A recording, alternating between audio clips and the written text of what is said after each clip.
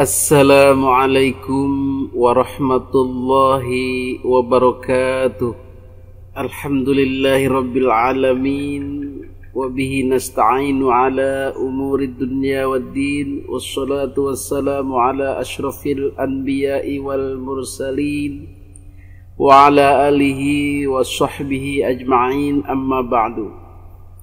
Hadirin para netizen yang dimuliakan Allah subhanahu wa ta'ala, pada kesempatan kali ini kita akan berbicara politik. Jadi kalau kita berbicara politik adalah berbicara bagaimana mempolitiki orang. Bagaimana mengakali orang, membujuk orang, mempersuasi agar orang-orang percaya pada kita, orang-orang memilih kita. Itulah politik. Jadi bagaimana? Apakah politik itu kejam? Bisa jadi. Apakah politik itu licik? Bisa jadi. Apakah politik itu menghalalkan segala cara? Bisa jadi. Kenapa bisa begitu? Karena keterpaksaan, karena keadaan, karena hasrat yang begitu besar. Adakah politik Islami itu? Ada. Yang seperti apa? Apakah yang selalu menggaung-gaungkan, melantun-lantunkan ayat, hadis? Bukan.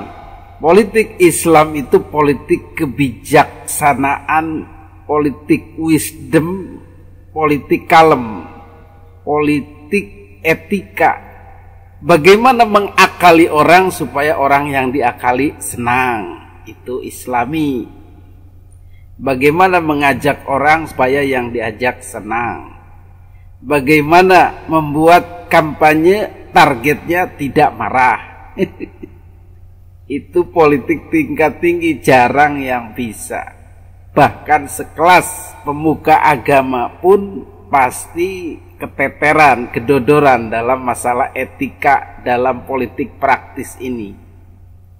Semua akan lari kepada agitasi, mengakali, memvonis, bahkan menuduh-nuduh. Kita lihat dalam perpolitikan Islam dimanapun, ujung-ujungnya adalah kekerasan, saling menuduh, saling menuding, bahkan saling berperang atas nama kebenaran masing-masing, ayat yang dilantunkan masing-masing dengan penafsiran masing-masing. Jadi bagaimana akhirnya? Ya akhirnya kembali lagi, politik itulah mengakali orang, bersiasat, meliciki orang, walaupun masing-masing atas nama kebenaran.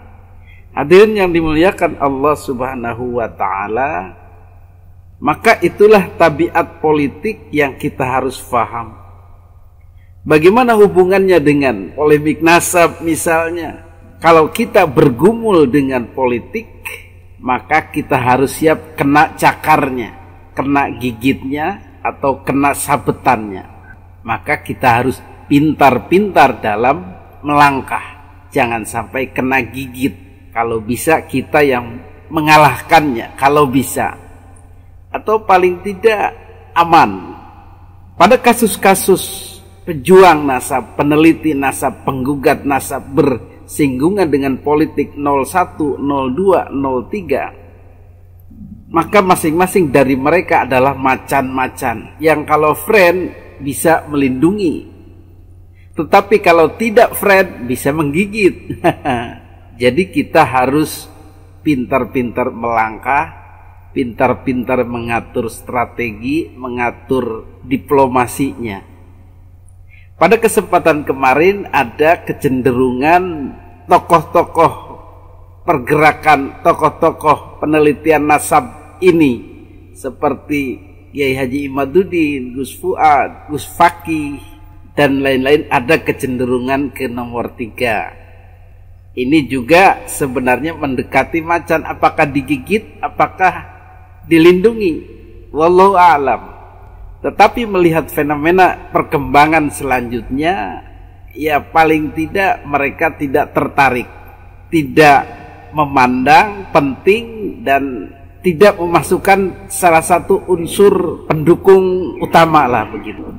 Jadi itulah kenapa Pak Ganjar misalnya atau orang-orang 03 tidak antusias. Bahkan menurut kalkulasi internal mereka mungkin suara Habib Ba'alawi dan Muhyiddinnya ini kalau head to head dengan suara peneliti nasab, penggugat nasab, mungkin menurut mereka ya masih unggul. Secara pol-polan atau habis-habisan pun mereka masih bisa memegang, masih bisa mendapat kelimpahan suara. Begitulah kira-kira politik itu.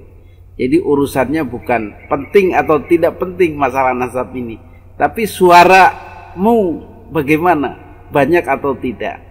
Sehingga akhirnya harapan dari para peneliti nasab untuk bisa dilindungi oleh sang macan ini ya belum tentu juga bisa terbukti atau bisa diwujudkan. Itulah politik. Suaramu mana? Suaramu seberapa? Kekuatanmu seberapa? Itu yang akan dipertimbangkan. Hadirin yang dimuliakan Allah Subhanahu wa Ta'ala, perkembangan terbaru dari sikap 03 yang digadang-gadang bakal memberi dukungan pada peneliti nasab atau Terah Wali Songo itu tidak juga benar. Akhir-akhir ini malah sikap Bu Atikah, istri daripada Pak Ganjar, malah menganggap tidak penting Gus Fakih atau KRT Wirahadiningrat sebagai perwakilan Wali Songo. Terbukti ketika dia dengan entengnya meninggalkan Gus Fakih tanpa basa-basi, tanpa menghargai, tanpa menganggap penting, seolah-olah seorang sales yang ngerocok. Apa itu ngerocok? Yang cerewet, banyak omong, menjajakan dagangannya. Biasalah sales atau orang-orang asuransi itu ya ditinggalkan begitu saja dengan alasan-alasan enteng saja. Assalamualaikum warahmatullahi wabarakatuh. Saya Kanjeng Raden Tumenggung Fakih Wirahadiningrat, mewakili keluarga besar Wali Songo, mendapatkan waktu yang amat sangat berharga di mewawancarai calon ibu negara kita, Ibu Atikoh Ganjar Pranowo. Semoga ini menjadi awal langkah yang luar biasa, yang bagus untuk kita semua, perjuangan kita meluruskan nasab Nabi di Nusantara dan meluruskan marwah sejarah leluhur kita yang sekarang lagi mendapatkan beberapa hal yang patut untuk di Bu, kami menagih janji Pak Ganjar, katanya mau deklarasi di Pleret Jogja. Itulah politik kejam. Kekuatanmu berapa, suaramu berapa, baru diperhitungkan. Kalau hanya cuman modal omong-omong, apalagi datang sendiri, ya begitulah. Hadirin yang dimuliakan Allah Subhanahu wa Ta'ala, lalu bagaimana sikap kita? Ya sikap kita tadi itu politik kejam, politik banyak siasat, politik hitung-hitungan taring. Ya kita perkuat diri dulu, tunjukkan taring kita dulu, tunjukkan kerja kita dulu, masak kita dulu, kekuatan kita dulu, baru bisa diperhitungkan oleh orang. Jadi intinya kita kerja keras saja dulu, dakwah saja dulu, dan tidak mengharapkan orang, tidak mengharapkan bantuan orang-orang, menggantungkan pada bantuan orang-orang. Itulah sikap da'i sejati, sikap pencerah sejati. Ini harus kita miliki pada setiap kita masing-masing. Jangan pernah bergantung kepada orang lain. Dan harus sabar, telaten dalam berdakwah itu. Jangan pingin instan atau hasil yang cepat dalam waktu yang cepat. Kita harus melihat dakwah-dakwah Kanjeng Nabi Muhammad SAW dan dakwah-dakwah para nabi untuk memberikan pencerahan yang begitu sabarnya dan telaten. Mudah-mudahan kita diberi kekuatan untuk terus berdakwah li'i'la'i kalimatillah, memberikan pencerahan-pencerahan kepada umat. Hadanallahu wa iyyakum ajma'in. Assalamualaikum warahmatullahi wabarakatuh.